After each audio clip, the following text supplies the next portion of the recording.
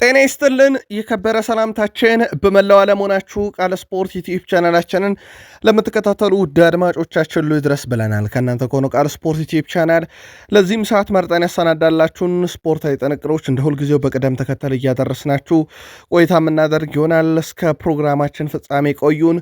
ላይክ፣ ሰብስክራይብ፣ ሼር ማድረግ እንዳይረሳም። በሀሳብ መስጫ ሳጥናችን ላይ በወቅታዊ በክለቦቻችሁ የዝውውር እንቅስቃሴ አሊያም በፕሮግራማችን ይዘት አሊያም ዛሬ በሚጠበቀው የዓለም ዋንጫ የደረጃ ጨዋታ ዙሪያ ምልከታችሁ ልታጋሩን ትችላላችሁ። በርከት ያሉ ጥንቅሮችን ይዘናል። አስቀድመንም ይህንኑ የደረጃ ጨዋታ እናነሳለን። ብዙ አነጋጋሪ ሀሳቦችም በዓለም ዋንጫ ዙሪያ ይዘናል። ነገ የሚደረገው የፍጻሜም ጨዋታ በቃል ስፖርት ዩቲዩብ ቻናል ሰፊ ሽፋን ይገኛል። በአውሮፓም የመረጃ ሰዓታችን የዝውውር መስኮትን ጨምሮ የቡድን ዜና በባርሴሎና በኩል በስፋት ተይዟል። ጆዜ ሞሪኒዮ አንድ ውሳኔን ይወስናሉ ተብሎ ሲጠበቅ በዝውውር ጉዳይም ሰበር መረጃ በማድሪድ በኩል ይኖረናል። አብራችሁን ቆዩን። በተወዳጁ የእንግሊዝ ፕሪሚየር ሊግ በርካታ ያሉ አጫጭር ስፖርታዊ መረጃዎችን ይዘናል። በተለይም ዝውውር ላይ ትኩረት እናደርጋለን። የተጠናቀቁ ሊጠናቀቁ ከጫፍ የደረሱ በርካታ ያሉ ዝውውሮች በተወዳጁ የእንግሊዝ ፕሪሚየር ሊግ ያሉ በቃል ስፖርት ዩቲዩብ ቻናል በስፋት ይዳሰሳል። በታላቆቹ የፕሪሚየር ሊግ ክለቦችን በርካታ ያሉ መረጃዎችን ይዘናል። የሲቲው ኮከብ በርካታ ፈላጊዎች አሉት። ሲቲም በይፋ ተጫዋች መልቀቁን አረጋግጧል። የቡድኑን ቁልፍ ሰው እናነሳለን። በቼልሲ የመረጃ ሰዓታችን የዝውውር መስኮቱ ላይ ተከላካይ ክፍሉ እናነሳለን። ከግብ ጠባቂ እስከ አጥቂ ራሱን የሚያጠናክረውን ቼልሲና የቀድሞ ሰው በመረጃችን ተካቷል። ሊቨርፑል ዶሚኒክ ሶቦስላይን አቆይቷል። ከአንዴ ኢራኦላ ጋር ምን አይነት ጊዜን ያሳልፋሉ የሚለው ይጠበቃል። ተጫዋቹ ከፊርማው በኋላ በርካታ ሀሳቦችን አንስቷል። ዛሬ የሚጠበቅ እውነት አለ። የሊቨርፑል የቡድን ዜናም እንደዚሁ በቃል ስፖርት ዩቲዩብ ቻናል በመረጃ ሰዓታችን ዛሬም ለእናንተ ውድ አድማጮቻችን በስፋት ተይዟል። ወደ ማንቸስተር ዩናይትድ ይመጣል የተባለ ተጫዋች ከውሳኔ ደርሷል። በጉዳዩ ላይ ተጨማሪ መረጃ ይዘናል። ማንቸስተር ዩናይትድ የ18 ዓመት አጥቂም ለማምጣት ከዛው ከፕሪሚየር ሊግ ክለብ ጥረት እያደረገ ነው ተብሏል። የቡድኑ ወሳኝና ቁልፍ ተጫዋችን የተመለከተ ዕለታዊና ወቅታዊ የቡድን ዜናም እንደ ሁልጊዜው ዛሬም በማንቸስተር ዩናይትድ የመረጃ ሰዓታችን አካተን ይዘን መተናል። ለመሆኑ አርሰናል የሚያስፈርመው ተጫዋች እንዴት ያለ ነው? ለየት ያለ መረጃ ለአርሰናል ደጋፊዎች በመረጃ ሰዓታችን አካተን ይዘን መተናል። የአርሰናል ተጫዋች የሚሆነውም ሰው በቀድሞ አሰልጣኙ የሚባለው ነገር አለ። የብሩኖ ጊማሬሽን የዝውውር ጉዳይ ዲዲየር ዴሾፕ ከደሙ ነፃ ነኝ ያሉበት የሚመስል ጋዜጣዊ መግለጫ፣ አርሰናል ቤት የሚጠበቁ የዝውውር ወቅታዊ እንቅስቃሴዎችን ጨምሮ በርከት ያሉ ጥንቅሮች ተይዘዋል። ላይክ፣ ሰብስክራይብ፣ ሼር ማድረግ ዛሬም እንዳይረሳ ብለናል። መረጃዎቹን እያካፈልኳችሁ ቆይታ የማደርገው እኔ ቃል ነኝ። ለ100 ሰብስክራይበር ጉዟችን ዛሬ ማጋርነታችሁ እንዳይለየን በድጋሜ መልካም ቆይታ ተመኘን። ዛሬ የዓለም ዋንጫ የደረጃ ጨዋታው ይደረጋል። እኩለ ሌሊት 6 ሰዓት ሲል ይጀምራል ጨዋታው በፈረንሳይና በእንግሊዝ መካከል የሚደረገው መርሃ ግብር። ውድ ቤተሰቦቻችን በዚህ የዓለም ዋንጫ ቆይታቸው እንግዲህ ሁለቱ ብሔራዊ ቡድኖች በፍጻሜ ይገኙ ዘንድ ለፈረንሳይ ስፔን፣ ለእንግሊዝ አርጀንቲና አልፈቀዱላቸውም። ሃርድ ሮክ ስቴዲየም ይህን የደረጃ ጨዋታ ያስተናግዳል። ቫላንዡዌል ሴዝ የዛሬው ጨዋታ የመሃል ሜዳ ዳኛ ሲሆኑ ሎዳን ጎንዛሌስ የዛሬውን ጨዋታ በቫር ዳኝነት የሚመሩት ይሆናል። ፈረንሳይ በመጨረሻዎቹ 5 ጨዋታ 4ቱን ድል አድርጋ 1 ጨዋታ በስፔን 2-0 ተሸንፋለች። እንግሊዝ የመጨረሻ 5 ጨዋታ 4 አሸንፋ 1 ጨዋታ በአርጀንቲና 2-1 ተሸንፋለች። ሁለቱ ብሔራዊ ቡድኖች የመጨረሻ 5 ግንኙነታቸውን ነጥለን ብናይ ፈረንሳይ በላይነት አላት። 3ቱን ድል አድርጋለች። እንግሊዝ 1 ነው ድል ያደረገቻት። አንድ ጊዜ ባቻ ውጤት ማጠናቀቅ ችለዋል። የሁለቱ ብሔራዊ ቡድን ማለትም የፈረንሳይና የእንግሊዝ ጨዋታ ዛሬ ደረጃ ነው። ማን 3ኛ ደረጃን ይዞ ያጠናቅቃል? ማን ጨዋታውን በበላይነት ይወጣል? ቅድመ ግምታችሁን ላኮለን። ዶናልድ ጄ ትራምፕ በፖለቲካዊ ንግግሮቻቸው መካከል አንዳንድ ቀልዶችን ጣል ሲያደርጉ ወይም ለየት ያሉ ነገሮችን ሲያደርጉ እናውቃቸዋለን። ዶናልድ ጄ ትራምፕ የቀለዱት እንግሊዝ ላይ የቀለዱት ምናልባትም ቶማስ ቱሄል ላይ ነው። ምናልባት ይላሉ እሳቸው ዶናልድ ጄ ትራምፕ ምናልባት እንግሊዝ መሪነቱን ስትይዝ ግን ምርጡን ተጫዋቿን ይላሉ ወደ ተከላካይ ስትቀይር ስህተት ሰርታ ይሆናል። ግን እኔ ስለ እግር ኳስ ምንም አላቅም ምንም እንዳትሉኝ ብለው በርካቶች ሲናገሩት የነበረውን ሀሳብ ደግሞታል። በሌላ በኩል የቀድሞ ተጫዋች ጄሚ ካራገር ብስጭት ብሏል። በአርጀንቲና መሸነፍ የቶማስ ቱሄልን ደካማነት የሚያሳይ ነው። እኔ እንግሊዝ በአርጀንቲና ከምትሸነፍ እንደ ክሮሻ፣ እንደ ጣሊያን፣ እንደ ስፔን ባሉ ብሔራዊ ቡድኖች ብንሸነፍ አይከፋኝም ነበር፣ አርጀንቲና እንግሊዝን ለማሸነፍ በቂ ቡድን አይደለችም እያለ ነው። የፎክላንድ ደሴቶች ጉዳይ ይመስላል ነገርየው። አርጀንቲና ከስፔን ደግሞ ነገ የሚደረገው የፍጻሜ መርሃ ግብር ነው። ዕለተ እሑድ ምሽት 4 ሰዓት ጨዋታው ይጀምራል። በነገራችን ላይ ጨዋታው ሲደረግ አርጀንቲናም ዋና መለያዋን እንደዚሁም ስፔንም ዋና መለያዋን ለብሰው ጨዋታቸውን የሚያከናውኑ ይሆናል ማለት ነው። ከዚህ ጋር በተያያዘ ውድ ቤተሰቦቻችን የስፔንና የአርጀንቲና ጨዋታ በዋና መለያቸው ሲጫወቱ ሁለቱም የመጨረሻ ዋንጫቸውን ያሳኩበት መለያ ነውና በዋናው መለያቸው ወደ ስቴዲየም ገብተው ጨዋታቸውን የሚያከናውኑ ይሆናል። ማርሴሎ ላሚን ያማል ወጣቱ ሌጀንድ ነው። በጣም ማቹር ነው፣ የበሰለ ተጫዋች ነው። ለሀገሩ ምርጥ ነው። የዓለም ዋንጫ ምርጥ ጨዋታ እንደሚያስመለክተን ተስፋ አደርጋለሁ ብሏል። የስፔንን ዋንጫ የማንሳት ሂደት ከሚጠባበቁ ሰዎች አንዱ ደግሞ የባርሴሎናው ፕሬዚዳንት ዋን ላፖርታ ናቸው።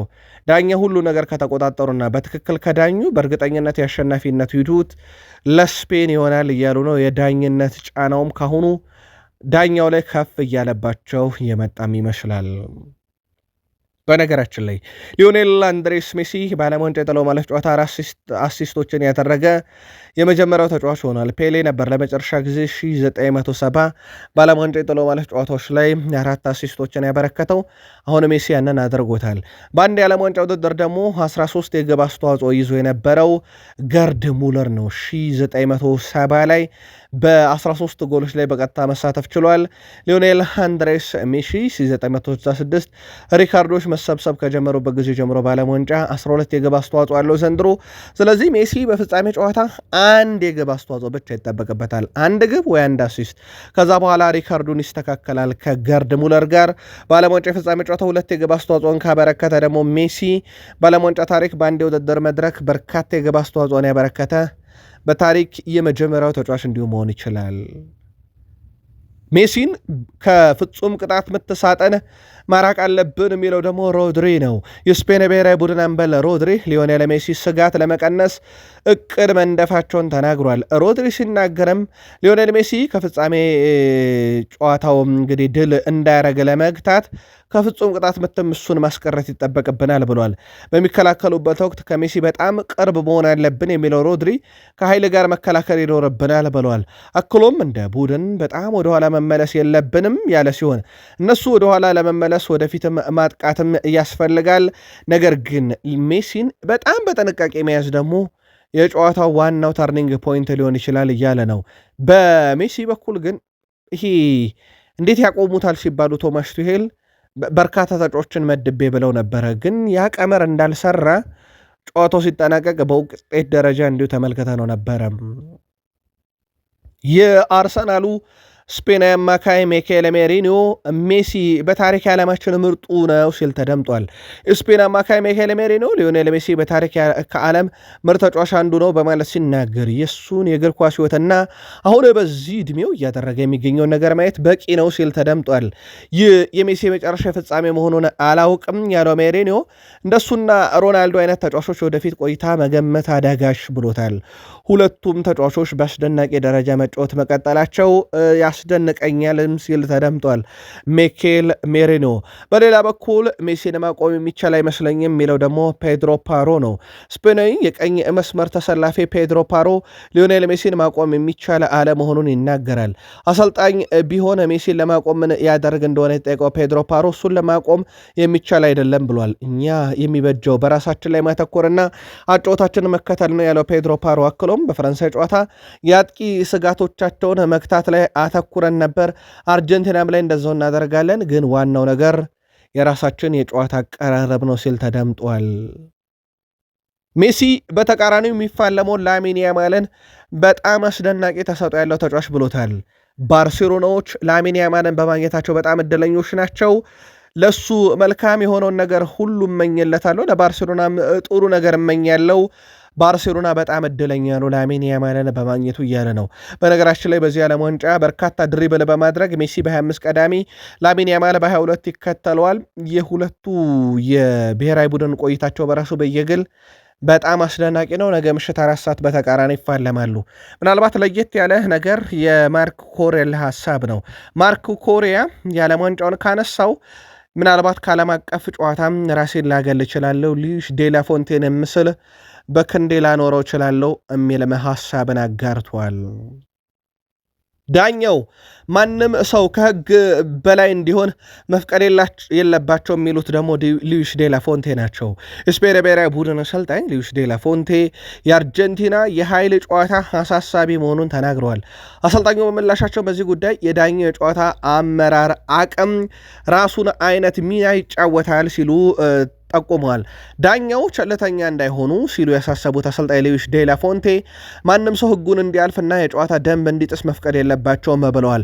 አክለውም ዳኞች ሙሉ እምነት አለኝ ያሉ ሲሆን ምን አይነት ጨዋታ መጫወት እንዳለብንም በደንብ ጠንቅቀን እናውቃለን ብለዋል። ፔድሪን ዳግም ተጠባባቂ ያደረጉ እንደሆነ የተጠየቁት አሰልጣኙ ከዚህ የበለጠ ውሳኔም አሳልፍ ያለው ሲሉ ተደምጧል። እኛ ቡድንን ቡድን ማለት ደግሞ ሁሉም ተጫዋቾች መጠቀም ማለት ነው። ሁሉም ተጫዋች አስፈላጊ ናቸው። እዚህ የሚያስፈልግ ሰው የለም ሲሉ ተደምጧል። ግን ይላሉ እሳቸው ዳኛው ማንም ህግ እንዲጥስ መፍቀድ የለባቸውም፣ የአርጀንቲና የኃይል አጨዋወት ከግንዛቤ ሊገባ ይገባል እያሉ ይገኛሉ። ፊፋ ነገ ምሽት በሚደረገው የዓለም ዋንጫ ፍጻሜ ጨዋታ ላይ በእረፍት ሰዓት የሚያቀርበው የመዝናኛ መርሃ ግብር አጠቃላይ 17 ደቂቃዎችን እንደሚሸፍን እናም ይሄም 17 ደቂቃ 11ዱ የመዝናኛ ዝግጅቱን ማቅረቢያ፣ 6ቱ ደቂቃ ደግሞ መድረኩን ማዘጋጃና ማፍረሻ ነው ተብሏል። በአጠቃላይ 20 ደቂቃ የእረፍት ሰዓቱ ይሆናል ተብሎ ሲጠበቅ የዓለም ዋንጫ የፍጻሜ ጨዋታ ላይ በርካታ እውቅ ሰዎች የአሜሪካውን ፕሬዚዳንት የስፔኑን ጠቅላይ ሚኒስትርና ልዑል ጨምሮ ሲገኙ የአርጀንቲናው ፕሬዚዳንት ግን የለም እኔ እዛ ከተገኘው መጥፎ ድል ይሆናል በሚል ከዓለም ዋንጫ ፍጻሜ ጨዋታ መቅረታቸው ይታወቃል።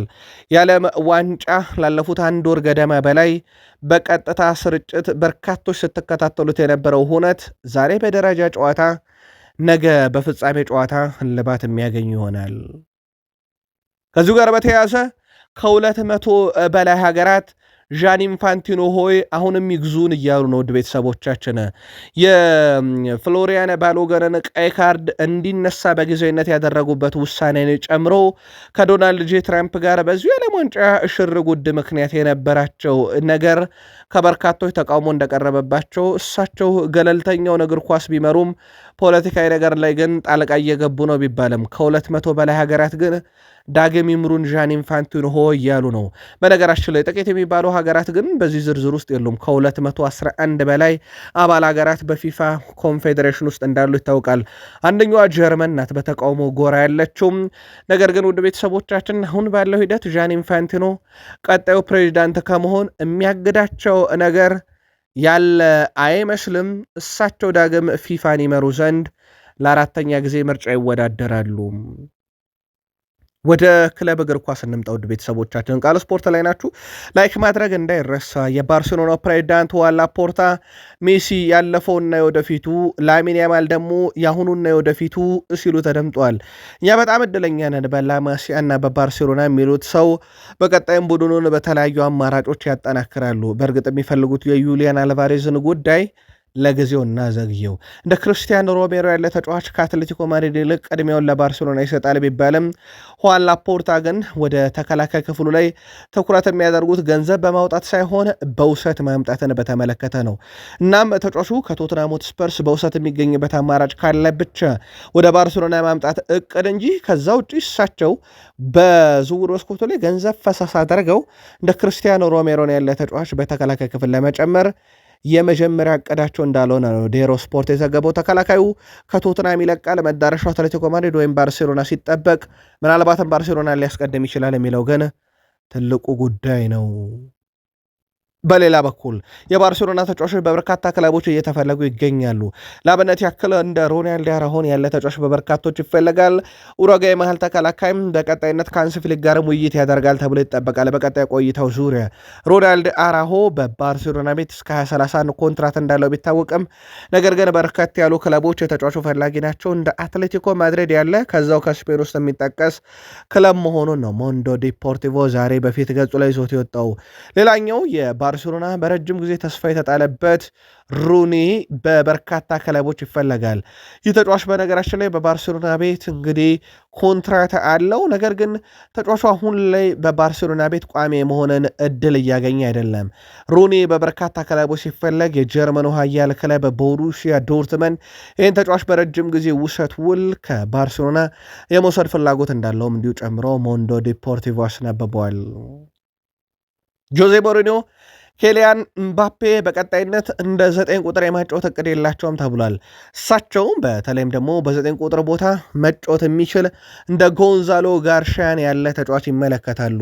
እናም ጎንዛሎ ጋርሻ በሪያል ማድሪድ እንዳይታይ ያደረገው ኬሊያን ምባፔን በ9 ቁጥር መጠቀማቸው ነው ብለው ያምናሉ። ሞሪኒዮም በአጥቂ ስፍራ ላይ ሌሎች ንጹህ አጥቂዎችን መጠቀም እንጂ የክንፍ አጥቂ የሆኑትን እንደ ኤንድሪክ ያሉ እንደ ኬሊያን ምባፔ ያሉትን መጠቀም አይፈልጉም። እሳቸው ትራዲሽናል ወይም ደግሞ ባህላዊ 9 ቁጥርን አጥቂ ይፈልጋሉ። ከዚህ ቀደም ልክ እሳቸው በነበሩ ሰዓት እንደ ጎንዛሎ ሂጉዌን እንደ ካሪም ቤንዜማ ያሉ የአጥቂ ስፍራ ተጫዋቾችን እንጂ እንደዚህ ሐሰተኛ 9 ቁጥሮችን ወይም የክንፍ አጥቂዎችን በተለምዶ 9 ቁጥር እያደረጉ መጠቀምን አዋጭ ብለው ያምኑትም እና ምናልባት ኬሊያን ምባፔን ወደ ክንፍ አውጥተው ሊጠቀሙም ይችላሉ።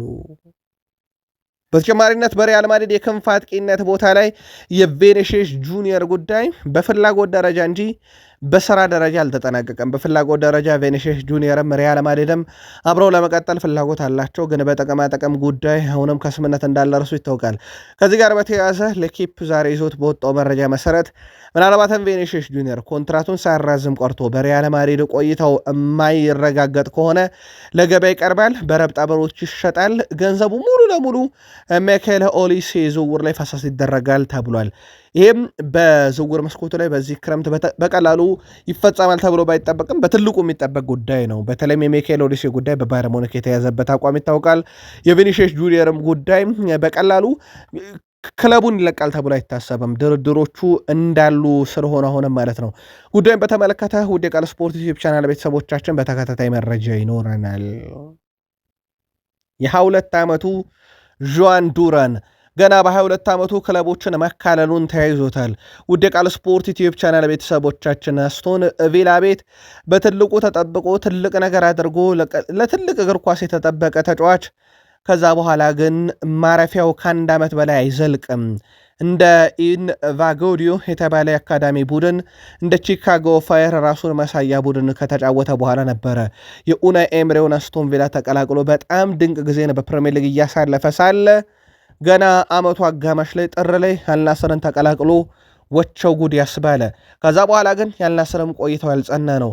በ6 ወራት ውስጥ ፌነርባቼን ከዛ ዚነት ፒተርስበርግን አሁን ደግሞ በውሰት ቤኔፊካን ተቀላቅሏል። እጅግ በጣም አነጋጋሪው የዦዋን ዱራን የእግር ኳስ ሕይወት ግን ገና 22 ዓመት መሆኑ እንዳይረሳ ውድ ቤተሰቦቻችን ወደ ሳውዲ አረቢያ የሄደበትን መንገድ ነው በርካቶች በወቅቱ ሲተቹት የነበረው። ቃል ስፖርት ላይ ናችሁ። ከተወዳጁ የእንግሊዝ ፕሪሚየር ሊግ ወዳገኘናቸው የዕለቱ ጥንቅሮቻችን እንሻገር። በፕሪሚየር ሊግ መረጃችን ቆይታ ስታደርጉ ላይክ፣ ሰብስክራይብ እና ሼር ማድረግ እንዳይረሳ። በሀሳብ መስጫ ሳጥናችን ላይም ሀሳብ አስተያየታችሁን እንደ ሁል ጊዜው አጋሩን። ውድ ቤተሰቦቻችን ለ100 ሺህ ሰብስክራይበር ጉዟችን ዛሬም ሰብስክራይብ በማድረግና ለወዳጅ ዘመዶቻችሁ ሼር በማድረግ አምባሳደር መሆናችሁ እንዳይዘነጋ። ቃል ስፖርት ዩቲዩብ ቻናልን ላይክ ማድረጋችሁ ደግሞ ለእኛ በብዙ ይጠቅመናልና መረጃዎቻችንን ስትከታተሉ ላይክ እያረጋችሁ ተከታተሉን። መረጃዎቹን እያካፈልኳችሁ ቃል ነኝ። ወደ ፕሪሚየር ሊግ ተሻገርን። ጀረድ ቦውን በሻምፒዮንሺፕ በዌስትሃም ለመቆየት ከውሳኔ መድረሱ ይታወቃል። ጀረድ ቦውን ግን ለሻምፒዮንሺፕ እግር ኳስ አዲስ አይደለም። ውድ ቤተሰቦቻችን ከ117 በላይ የሻምፒዮንሺፕ ጨዋታን የተጫወተ 52 ጎል ያስቆጠረ 12 አሲስቶች ያሉት ተጫዋች ነውና በዛ መጫወትም በዛ የግብ አስተዋጽኦ ማበርከትም ብርቁ አይደለም። ጀረድ ቦውን ቀጣይ ዌስትሃምን ይዞ ወደ ፕሪሚየር ሊግ ለማደግ መወሰኑ የሚዘነጋ አይደለም። ኒካስል ዩናይትድ በግብ ጠባቂ ቦታ ላይ በርካታ አማራጮችን እያየ ይገኛል። በተለይም በግብ ጠባቂ ቦታ ላይ አሁን እያያቸው ከሚገኙ ተጫዋቾች አንደኛው ካርል ሩሽዎርዝ ይጠቀሳል። ተጫዋቹን ከብራይተን ለማምጣት ነው ፍላጎት ያላቸው ማክፓይሾች። ሌሎችንም አማራጮች እየተመለከቱ ሲገኝ የማንቸስተር ሲቲው ግብ ጠባቂ ጄምስ ትራፎርድ በሌላ በኩል በዝርዝር ውስጥ የተያዘ ነው። የብራይተኑ ካርልስ ሩሽዎርዝ በዝውውር መስኮቱ ላይ እስከ 30 ሚሊዮን ፓውንድ በብራይተን ኤንድ ሆቭ አልቢዮን በኩል የተቀመጠበት ሂሳብ ሲሆን ኒካስል ዩናይትድ ከ20 ሚሊዮን ፓውንድ በታች ዝውውሩን የመጨረስ እንዲሁ ፍላጎት እንዳላቸው እየተዘገበ ይገኛል። የኤዲያው ቡድን ራሱን ከግብ ጠባቂ እስከ አጥቂ ማጠናከር ይፈልጋል። ዘንድሮ በርካቶችን እያጣ ነው። አጥቂውን አንቶኒ ጎርደንን በማጣት ከዛ ሳንድሮ ቶናሊን ለቶትናም በመሸጥ የቀጠለው ሂደቱ አሁን እነ ብሩኖ ጊማሬሽንም ከክለቡ ለማውጣት ከጫፍ እንደደረሰ ይታወቃል። ከዛ በተጨማሪ ግን የሚያስፈርሟቸውን ተጫዋቾች በዛው ልክ እንቅስቃሴ በስፋት እያደረጉ ነው። ዩቬንቱስ የቶትናም ሆትስፐርሱን የአጥቂ ስፍራ ተጫዋች ሪቻርድሰንን ለመውሰድ ውይይቶችን እያደረጉ ነው ተብሏል። ራንደል ኮሎሙአኒን በዝርዝራቸው ውስጥ የያዙት የጣሊያኑ ክለብ ዩቬንቱስ ብራዚሊያንም የአጥቂ ስፍራ ተጫዋች እንደ አማራጭነት ይዘውታል። ቶትናም ሆትስፐርስ ተጫዋቹን ለመልቀቅ ክፍት ናቸው ተብሏል። ከ20 እስከ 25 ሚሊዮን ዩሮ ለዚህ ዝውውር ሊጠይቅ ይችላል ቶትናም። እንደ ጋዜጣ ዴሎ ስፖርት ዘገባ ከሆነ ተጫዋቹ በሮቤርቶ ዲዘርቢ ቡድን ውስጥ መቀጠሉም ዋስትና እንደሌለው ነው መረጃው ያረጋገጠው። በሌላ በኩል ከክለቡ ይለቃሉ ተብለው የሚጠበቁት ሁለት ተጫዋቾች ማለትም ክሪስቲያን ሮሜሮ እና ጄደን ስፒንስን በተመለከተ በአጠቃላይ ቶትናም ለክሪስቲያን ሮሜሮ 42.5 ሚሊዮን ፓውንድ ለጄደን ስፒንስ ደግሞ 34 ሚሊዮን ፓውንድ ይፈልጋል ተብሏል። በርከት ያሉ ክለቦች የተጫዋቾቹ ፈላጊ ናቸው። የእንግሊዝ፣ የጣሊያን፣ የስፔን ክለቦች በስፋት ይጠቀሳሉ። በነገራችን ላይ ወደ ቤተሰቦቻችን ከዚህ ጋር በተያዘ የሴሪ ክለቦች አሁን በስፋት ሲነሱ ኢንተር ሚላን ዋነኛው ክለብ ሆናል። የስፔን ደግሞ ክለቦች ባርሴሎና እና አትሌቲኮ ማድሪድ ስማቸው እየተነሳ ነው። አስቶን ቪላ ስዊዘርላንዳዊን አማካኝ ዦዋን ዛምቤን ከፍራይቡርግ ማስፈረሙን ይፋ አድርጓል። ልብ አድርጉ የውድ የቃል ስፖርት ዩቲዩብ ቻናል ቤተሰቦቻችን፣ ለኒካስል ሊፈርም ሁሉ ነገር ተጠናቆ ከጫፍ ደርሶ የነበረ ነው። ኒካስል እንዲህ አይነት ነገር ሲገጥመው ዘንድሮ የመጀመሪያ አይደለም። አምና ውድ ቤተሰቦቻችን በሊቨርፑል ሁጎ ኤኪቲኬን በዩናይትድ ብሪያን ቡሙን ጨምሮ በርካታ ኮከቦችን ሲነጠቅ የቤንያሚን ሼሽኮም ይጠቀሳል። በአርሰናልም እንዲሁ ተነጥቋል። ኒካስልን አምና ተጫዋች ያልነጠቀው ክለብ አለ ማለት እስኪቸግር ድረስ ዘንድሮ ተረኛው ቪላ ነው። ዦዋን ማንዛምቢ ነጥቆታል። ዦዋን ማንዛምቢ ከኒካስል ዩናይትድ ይልቅ ምርጫው አስቶን ቪላ በመሆኑ ነው ክለቡን የተቀላቀለው። አስቶን ቪላ 20 ዓመቱን አማካኝ በ60 ሚሊዮን ፓውንድ ነው የገሉ ያደረገው። አስቶን ቪላ አማዶናናን ለረጅም ጊዜ በጉዳት ማጣቱን ተከትሎና እንደዚሁም ደግሞ ዩሪ ቲልማንስን ለማንቸስተር ዩናይትድ መልቀቁ ለዝውውሩ ዋነኛ ምክንያትም ነው። ማንቸስተር ሲቲዎች የክንፍ አጥቂያቸው ፊል ፎደን በበርካታ ክለብ እየተፈለገ ይገኛል። ማንቸስተር ሲቲዎች ውሳኔያቸው አልታወቀም ወይም ተጫዋቹን ይሸጡታል ተብሎም አይጠበቅም። ከዚህ ጋር በተያያዘ ውድ ቤተሰቦቻችን በሴሪኤው ክለብ ኤሲ ሚላን በኩል የራፋኤል ሊያውን መልቀቅ የተመለከተ ዝውውር ነው ይሄን ሊያደርጉ የተመለከተው። ግን ሲቲ እስካሁን ይፋዊ ጥያቄ ስላልቀረበለት ውሳኔ ባይታወቅም አሁን ባለው ሂደት ግን ይሸጠዋል ተብሎ አይታሰብም። ፊል ፎደን በበርካታ ክለቦች ሲፈለግ ግን የመጀመሪያው አይደለም። በነገራችን ላይ ወደ ቤተሰቦቻችን በኮንትራቱም ላይ 1 ዓመት በላይ እንግዲህ ይቀረዋል። ስለዚህ የፊል ፎደን በክለቡ የመቆየት እድል በዋነኝነት በማሬስካ የጨዋታ ስታይልና የቅድ አካል ላይ ሞር የተመሰረተ የመሆን እድል አለው ከገንዘባዊ ጉዳዮች በተለየ ማለት ነው። ፊል ፎደን ግን በሲቲ ቤት በጣም አስደናቂው ታዳጊም ተጫዋች ከታዳጊነት ጀምሮ የተጫወተ ተጫዋች መሆኑ አይዘነጋም። ሲቲ በይፋ ተጫዋች ለቋል። ሄስኪ የጀርመኑን ክለብ ኮሎኝን በቋሚ ውል የተቀላቀለውም ታዳጊ ተጫዋች በሲቲ ቤት ተስፋ የተጣለበት ተጫዋች ነበር። ግን የመጫወቻ ደቂቃ እጥረት ጋር ወይም ለዋናው ቡድን የመጫወት ካለው ፍላጎት ጋር በተያያዘ ነው ኮሎኝን በቋሚ ውል መቀላቀሉን ሲቲ ያረጋገጠው። ለተጫዋቹ መልካም እድል እንመኛለን ብለዋል ከሲቲ ስንበት በኋላ። ከዛ በተጨማሪ ውድ ቤተሰቦቻችን በማንቸስተር ሲቲ ቤት ሃላንድን እናንሳው። ሃላንድ ወደ ዓለም ዋንጫ ሲሄድ ከ40 ሚሊዮን በላይ ማህበራዊ ትስስር ገጽ ተከታይ ነበረው። ከዓለም ዋንጫ ሲመለስ ግን 70 ሚሊዮን ደርሶ ከአንዳንድ ግዙፍና ሀያላን ክለቦች ማህበራዊ ትስስር ገጽ ተከታይ ይልቅ ሃላንድ ልቋል። ሃላንድ በዓለም ዋንጫ ያለው ተጽዕኖ ያ ብቻ አይደለም። በርከት ያሉ በፔሩ የተወለዱ ህጻናት በስሙ እስኪሰየሙ ተጽዕኖ ከፍ ያለ ነበረ። በእርግጥ ስለ ኤርሊንግ ብሩት ሃላንድ የዓለም ዋንጫ በጣም አስደናቂ ቁጥሮች ትላንት ምሽት በቃል ስፖርት ዩቲዩብ ቻናል ጁላይ 17 ባቀረብነው ዜና ላይ በስፋት አንስተን እንደነበር ይታወቃል። ጄሚ ፍሎይድ ሃንስልቤንክ የቀድሞ የቼልሲ ሰው ነው። ቼልሲ ልምድ ያለው ተከላካይ ያስፈልገዋል። ለዚህ ደግሞ ሁነኛ መፍትሄ በነፃ ማምጣት የሚቻለው ጆን ስቶንስ ነው የሚል መረጃን ይዞ ወጥቷል። ምልከታን አጋርቷል። በአሰልጣኝ ደረጃ ዣቪ አሎንሶን አጥብቅ ይወዳለው። ጆን ስቶንስም ወደ ቡድኑ ቢያመጣው ደግሞ ለእሱ ፍልስፍና ምቹ ይሆናል። በዛ ላይ እንደ ቡድን ደግሞ ለቼልሲ ጠቃሚው በነፃ ወኪል ነው፣ በነፃ ዝውውር ነው የሚመጣ ይላል። ማንም ሰው ሁሉን ነገር ሲናገር የሚላቸው ነገሮች ተጫዋቹ አርጅቷል፣ አብቅቶለታል ነው። ነገር ግን ልምዱ ያስፈልጋል። ልምድ በጣም ወሳኝ ነው። በዚህ ውድድር ዓመት እሱ በጣም ጥሩ ጊዜን በሲቲ ቤት አሳልፏል። ቼልሲዎች ይህን ተጫዋች ማስፈረም አለባቸው። ምክንያቱም ቼልሲ ጠንካራ ውድድር ወይም በርካታ ውድድር የለበትም። የሚወዳደረው በፕሪሚየር ሊግ በኤፍ ኤ ካፕ እና በካራቦ ካፕ ነው። ለዚህ ደግሞ እንደ ጆን ስቶንስ ያለን ተጫዋች ዓመት ቢያጫውተው በጣም ወሳኝ ነው እያለ ይገኛልና ይህ ተጫዋች 30 ደቂቃ እንኳን ቢጫወት ለቡድኑ የሚያበረክተው ነገር አለ። እናም ይህን ተጫዋች መጠቀም ይኖርበታል። ቼልሲ የሚጫወተው ቅዳሜና እሁድ በሳምንት አንዴ ነው። ስለዚህ ጆን ስቶንስ ለቼልሲ ለመጫወት ብቁ ነው፣ ልምዱ ያስፈልጋል፣ ቼልሲ መፍጠን አለበት የሚል የግል መልከታውን ያጋራል።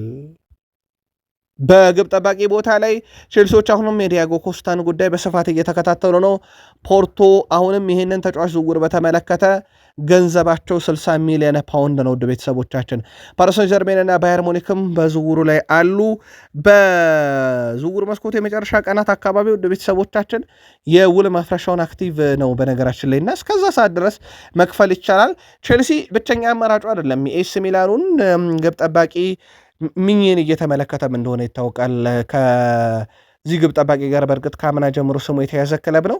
ቼልሲዎች ግን በግብ ጠባቂም ቦታ ላይ ራሳቸውን በደንብ ያጠናክራሉ ተብሎ ሲጠበቅ የቀድሞ አሰልጣኛቸው ሊያም ሮዛኒየር በቀጣይነት የፓሪስ የተባለው ቡድን አሰልጣኝ ናቸው እሳቸውና ለወደፊቱ ለቼልሲ መልካሙን ሁሉ እመኛለሁ። በዣቪ አሎንሶ ስርም ጥሩ ውጤት እንደሚያመጡ አስባለሁ። የቼልሲን ጨዋታ በቀጥታ ሁልጊዜም እከታተላለሁ ሲሉ ተደምጠዋል። በሊቨርፑል በኩል ያው ትላንትና ዶሚኒክ ሴቦዝ ላይ ኮንትራቱን እንዳራዘመ ይታወቃል። ዶሚኒክ ሴቦዝ ላይ ስለ አንድያው ላይ ይናገራል። በበርንማውዝ ያሳየውን ነገር በጣም አደንቅለታለሁ። በፕሪሚየር ሊጉ በጣም ጠንካራ አካላዊ ብቃት ያለው ቡድን ማን ነው በሚለው ስንገመግም በርንማውዝ ሁልጊዜም ከኛ ጋር በጣም ይፎካከር ነበረ ብሏል። የአምና ሲዝን መጀመሪያ ሊቨርፑል 4-2 ያሸነፈው ጨዋታ በበርንማውዝ እንዴት ተፈትኖበት እንደነበረ የሚዘነጋ አይደለም። ኤራኦላ በከፍተኛ ጫና ውስጥ መጫወት የሚፈልግ እናም በጨዋታ ደረጃም እግር ኳስ እውቀቱም ላቅ ያለ ነው ይላል። እሱ ድንቅ አሰልጣኝ እንደሆነ ያምናለሁ። እናም በሱ ስር ለመጫወት በጣም ጓጉቻለሁ ብሏል። በሊቨርፑል የተጨማሪ 5 ዓመት ኮንትራትን በትላንትናው ዕለት የፈረመው ዶሚኒክ ሴቦዝ ላይ በዶሚኒክ ሴቦዝ ላይ በኩል ጫና መኖር የለበትም በቡድን ላይ። በምትኩ ባለፈው የውድድር ዘመን የሰራናቸው ስህተቶች አንዳንዶቹን ማስተካከል ይኖርብናል፣ ተነሳሽነትን መኖር አለበት ብሏል። እናም በሚገባ ተነሳሽነት ለዚህ ቡድን ያስፈልጋል ብሏል። ሁሉም ሰው ኃላፊነቱን መውሰድ ያለበት እንጂ ጫና መኖር የለበትም። በተለይም ልምድ ያላቸው ተጫዋቾች የበለጠ ኃላፊነት ልንወስድ ይገባል። ከነዛም ውስጥ ወጣቶች ብዙ ነገር ይማራሉ ሲል ተደምጧል። ዶሚኒክ ሴቦዝ ላይ አንድ ተጫዋቾች ከለቀቀ በኋላ አሁን የበለጠ ኃላፊነት እንዳለበት አስባለሁ ተብሎ ጠይቆ ነበረ። በቡድኑ በተለይም ከለቀቁ ተጫዋቾች አንጻር እዚህ ሁሌም ኃላፊነት አለብኝ፣ 25 ዓመቴ ነው። እናም ሳላ ሄዷል፣ ሮበርትሰን ሄዷል። ስለዚህ ምክትል አምበሎችም ሄደዋል፣ እንዲሁም የክለባችን ታሪካዊ ተጫዋች ሄደዋል። ሁለቱም የክለቡ ታሪካዊ ተጫዋቾች ናቸው የለቀቁት፣ አንዲ ሮበርትሰንም እንደዚሁም ሳላም እና አሁን በኃላፊነት ደረጃ እኔም የምወጣው ኃላፊነት ይኖርብኛል። ያንን ኃላፊነትን በሊቨርፑል ለመወጣት ዝግጁ ነኝ እያለ ነው ዶሚኒክ ሴቦዝ ላይ። ዛሬም እንግዲህ የሊቨርፑል ልምምድ ይቀጥላል። አንድ ኤሮላ ልምምድ እያሰሩ ነው። ቡድኑን ለቅድመ ውድድር ዝግጅት እያዘጋጁት እንደሆነ ይታወቃል። ዛሬ በልምምድ ማዕከል ግን አንድ ጨዋታን ያደርጋሉ። በነገራችን ላይ የወዳጅነት ጨዋታ ነው፣ ነገር ግን የሊግ ክለብ አይደለም። ይሄ በአካባቢ ላይ ያለ የሚንቀሳቀስ ቡድን እንጂ የእግር ኳስ ቡድን እንጂ መሰረታዊ የሚባል የእግር ኳስ ቡድን አይደለም። ይህን ጨዋታ አንድ ኤራውላ ለተወሰኑ ተጫዋቾች መነቃቃት እንግዲህ ለቡድኑ የአካል ብቃት ለመገምገም ብቻ ይደረጋል ተብሏል። በሌላ በኩል የሊቨርፑል የክንፍ ተጫዋች ሪዮን ጉማም በቡድን ውስጥ እንዳለ ይታወቃል። ከእሱ ጋር በተያያዘ ግን የእንግሊዝ ብሔራዊ ቡድን አካል የመሆን የመሆን እድሉ በጣም ከፍተኛ ነው ተብሏል። ቶማስ ቱሄል በቀጣይነት የእንግሊዝ ብሔራዊ ቡድንን ሲገነቡ እንደ ቴሌግራፍ ዘገባ ከሆነ እንደ ሪዮ ንጉማ ያሉ የሊቨርፑል ተጫዋቾችም በከፍተኛ ደረጃ አድናቆት የተሰጣቸውና በቀጣይነት የእንግሊዝን ዋና ቡድን እንዲቆጣጠሩ ይደረጋል ተብሏል። ተጫዋቹ በሊቨርፑል ቤት በተጠናቀቀ ውድድር ዓመት በጥቂት እድሎችም ቢሆን ያሳየው ብቃት በጣም አስደናቂ እንደነበር ይታወቃል። ማንቸስተር ዩናይትድ በዝውውር መስኮቱ ላይ የአማካኝ ክፍሉን ለማጠናከር በሚያደርገው ጥረት ላይ ምናልባት ነገሮች እንደታሰቡት ካልሆነለት ወደ ኤደርሰን ዝውውር ዳግም ይመለሳል የሚለው መረጃዎች ሲወጡ እንደነበረ የሚዘነጋ አይደለም። በተለይም ወደ አታላንታ ከመለሱት በኋላ ይህ ነገር በትልቁ ሲነሳ እንደነበረ የሚዘነጋ አይደለም። ከዚህ ጋር በተያያዘ ውድ ቤተሰቦቻችን የአታላንታ ውሳኔ ታውቋል። ተጫዋቹን ዳግም ለማንቸስተር ዩናይትድ አያቀርቡትም። አታላንታ ኤደርሰን ከማንቸስተር ዩናይትድ ጋር ሊያደርገው የነበረው ዝውውር መቋረጡን ተከትሎ አዲስ የ5 ዓመት ውል መፈረሙን አረጋግጧል። ኤደርሰን በቀድሞ ውሉ ላይ 1 ዓመት ብቻ ቀርቶት እንደነበረ የሚዘነጋ አይደለም። ወደ ማንቸስተር ዩናይትድ የሚያደርገው ዝውውር የተቋረጠው ኤደርሰን በአታላንታ ቤት የ5 ዓመት ኮንትራት ሲፈርም እንደ መረጃ ምንጮች ከሆነ ዩናይትድ እሱን ዝውውር ጉዳይ መልሶ ያጤንበታል ቢባልም አሁን ላይ ግን ዝውውሩ አብቅቶለታል። አታላንታ ኤደርሰን ላይ ትልቅ እምነት ያላቸው ሲሆን ወደ ዩናይትድ የሚያደርገው ዝውውር ከሳምንት በፊት ቢቋረጥም በአታላንታ በኩል ግን የዩናይትድ ውሳኔ እንዳበሳጫቸውና ተጫዋቹ ላይ ግን እምነት እንዳላቸው ያም በቡድኑ እንዲቀጥል እንደሚያደርግ ከውሳኔ ደርሰው ኮንትራት አቅርበውለት እንደነበር ይታወቃል። ስለዚህ ዩናይትድ ኤደርሰን ቀጣዩ አማካይ እንደሚሆን 100% ተረጋግጧል። ማንቸስተር ዩናይትድ በዝውውር መስኮቱ ላይ በርካታ አማራጮችን እያየ እንደሆነ ይታወቃል። ያው በሰሞኑን በተደጋጋሚ አንስተውናል ይህን የአማካይ ክፍል። በተጨማሪነት ግን የአጥቂ ስፍራ ተጫዋቾች ላይ ትኩረት ሲያደርግ አጥቂውን ታይናን ቶምሰንን ከቶትናም ሆትስፐርስ ለማስፈረም ፍላጎት አላቸው።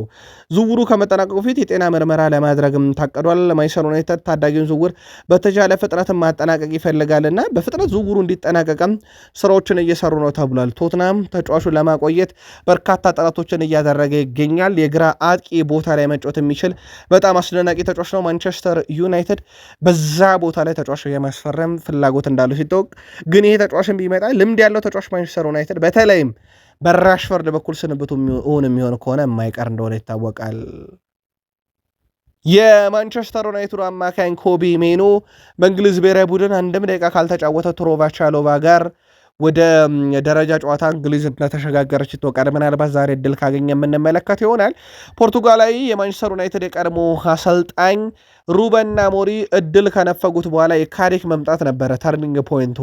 ፖርቱጋል የማንቸስተር ዩናይትድ ተከላካይ ዲያጎ ዳሎ ግን የሀገሬ ሰው ሩበን አሞሪም ይላል ዘመድ ናቸው ተብሎ እንደሚታሙ ይታወቃል። የሀገሬ ሰው ሩበን አሞሪም በኮቢ ሜኖ የወሰደው እርምጃ ኮቢ ሜኖን የበለጠ አብቅቶታል እያለ ነው። እውነት ለመናገር ለሱ ጠቃሚ ነበር ብዬ አስባለሁ። እንዲህ ማለት ከባድ ሊሆን ይችላል፣ ምክንያቱም እሱ ድንቅ ተጫዋች ነው።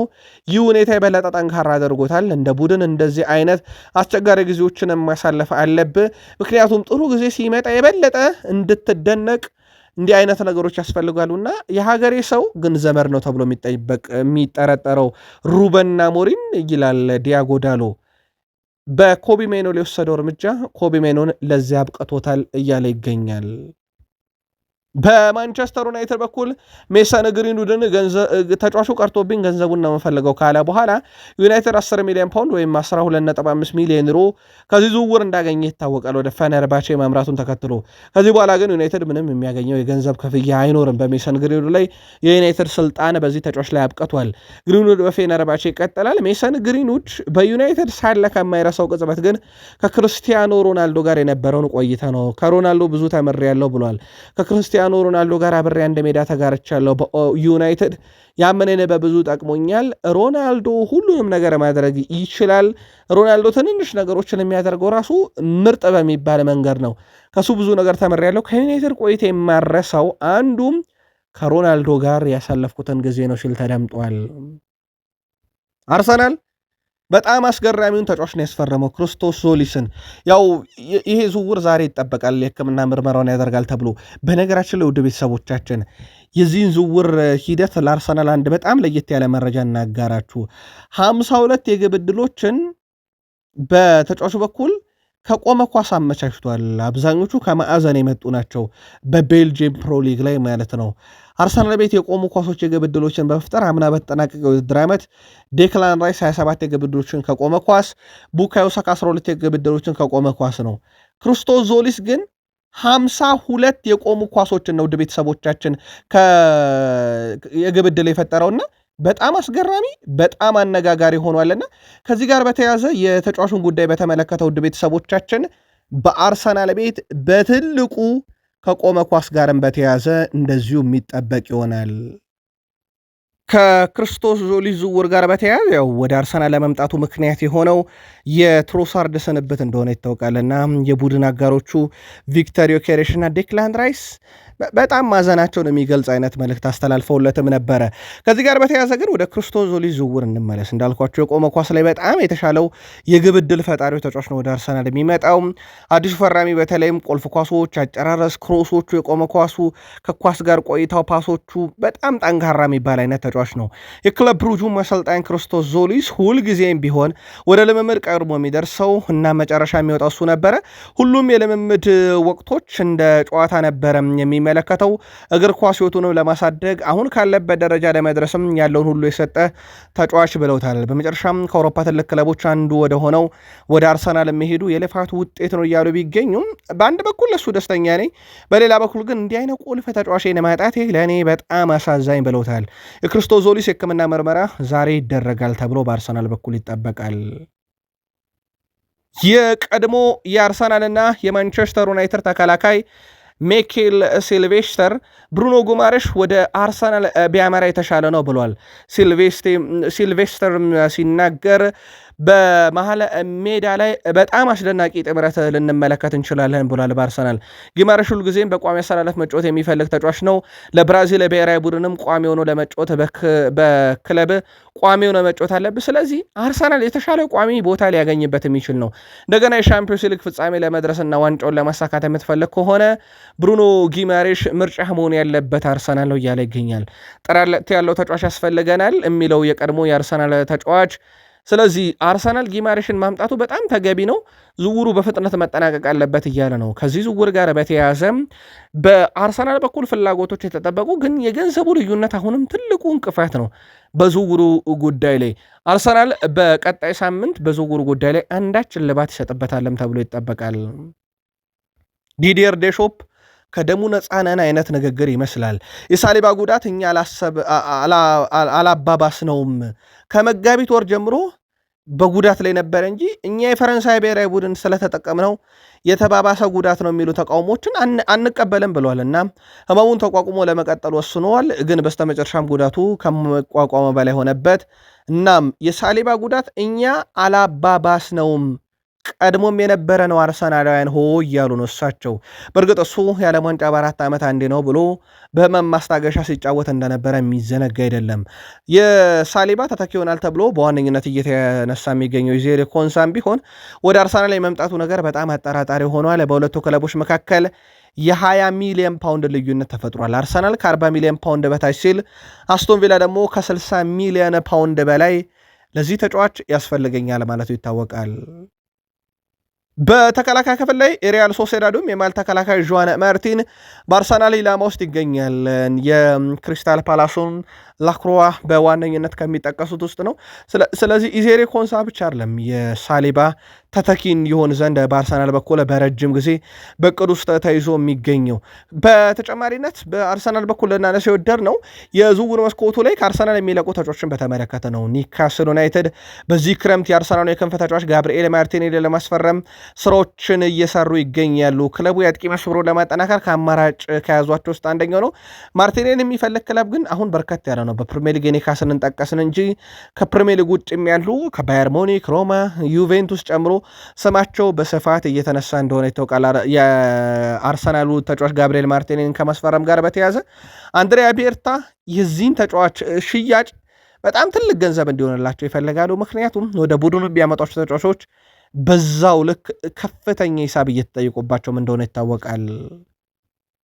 ቡካዮ ሳካ በዚህ ዓለም ዋንጫ ላይ 267 ደቂቃ ብቻ ነው የተጫወተው። በነገራችን ላይ በዚች ደቂቃ እንኳን 3 አሲስት አለው። ይህ ከፍተኛ ቁጥር ነው በእንግሊዝ ብሔራዊ ቡድን በዚህ ዓለም ዋንጫ ቆይታ ላይ።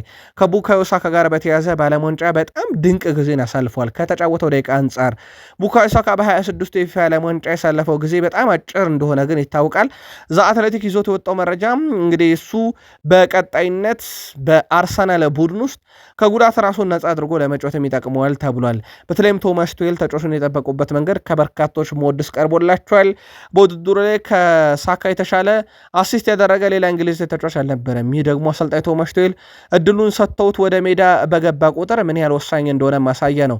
ምንም እንኳን እንግሊዝ ከውድድሩ ብትወጣም በግማሽ ፍጻሜ በአርጀንቲና መሸነፏ በፍጻሜው እንዳትገኝ እንዳረጋት ቢታወቅም የቡካዮ ሳካ ሚና ግን ቀላል የሚባል አይደለም። ጥሩ ነገሩ ግን እሱን ከጉዳት ጠብቀው ቶማስ ቱሄል የያዙበትን መንገድ ነው በአርሰናል በኩል በብዙ መንገድ የተጠቀሰው። ቶማስ ቱሄል በዚህ መንገድ በቡካዮ ሳካ ሲደነቁ በዴክላን ራይስ ተወቅሰዋል። በሌላ በኩል ዲዲየር ዴሾፕ ለሳሊባ ጉዳት እኛ ተጠያቂ አይደለንም ማለታቸው ይታወቃል። ጥቂት ቆይታ እንመለስ። ያሁኑን አበቃል።